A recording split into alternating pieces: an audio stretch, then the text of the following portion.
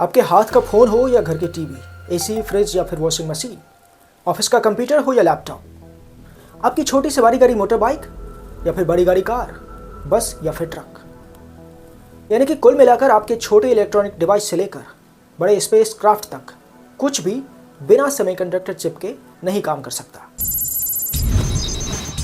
अब आप सोच रहे होंगे कि ये सेमीकंडक्टर चिप होता क्या है, तो आइए जानते हैं। सेमीकंडक्टर चिप का मेन कंपोनेंट होता है सिलिकॉन। प्योर सिलिकॉन एक सेमीकंडक्टर है।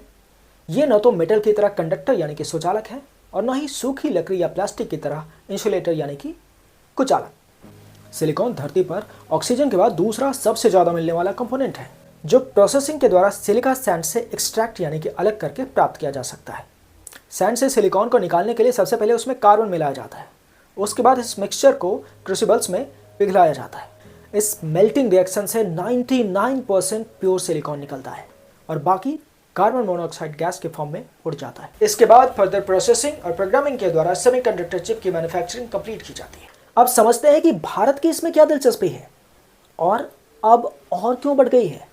दरअसल दुनिया भर में सेमीकंडक्टर का बाजार 500 अरब डॉलर से अधिक का है और डिजिटल रिवॉल्यूशन की वजह से साल 2030 तक इसके दोगुना हो जाने का अनुमान है। कोरोना महामारी और रशिया यूक्रेन वॉर की वजह से जब ग्लोबल सप्लाई चेन प्रभावित हुआ तो दुनिया भर के बड़े देशों के साथ भारत भी सेमीकंडक्टर क्राइसिस से प्रभावित होने वाले देशों में शामिल था।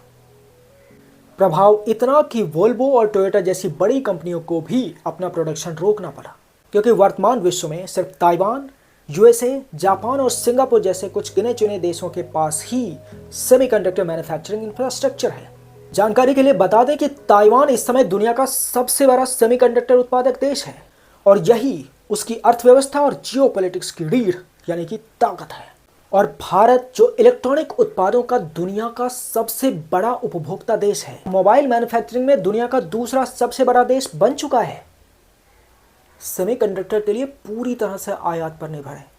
अब जब भारत मेड इन इंडिया और मेक इन इंडिया अभियान की सफलता से उत्साहित है, डिफेंस इक्विपमेंट मैन्युफैक्चरिंग और न्यू एज टेक्नोलॉजी में अपने रिसर्च और इनोवेशन से चांद और सूरज तक पहुंच रहा है, ऐसे में भारत सेमीकंडक्टर मैन्युफैक्चरिंग में भी आत्मनिर्भर बनने की दिशा में अपने कदम मजबूती से आगे बढ़ाना चाहता है। इसी क्रम में सेमीकॉन इंडिया प्रोग्राम के अंतर्गत भारत सरकार ने भारत के साथ ही अंतर्राष्ट्रीय कंपनियों को आमंत्रित किया है, साथ ही उन्हें इंफ्रास्ट्रक्चर डेवलपमेंट में हर प्रकार के मदद का भरोसा भी दिया है। सेमीकॉन इंडिया प्रोग्राम के अंतर्गत भारत ने अब तक 152,000 करोड़ रुपए से अधिक का निवेश प्रस्ताव प्राप्त किया है। साथ ही यूएस, ईयू, जापान और सिंगापुर जैसे देशों के साथ टेक्नोलॉजी एक्सचेंज का करार भी किया है। अब देखना यह है कि भारत कितनी तेजी से और कब तक सेमीकंडक्टर मैन्युफैक्चरिंग में आत्मनिर्भर बन पाता है। इस वीडियो में इतना ही। चैनल को सब्सक्राइब कर लीजिएगा, कमेंट में अपनी प्रतिक्रियाएं जरूर दीजिएगा, लाइक तो आपने कर ही दिया होगा। बहुत बहुत धन्यवाद।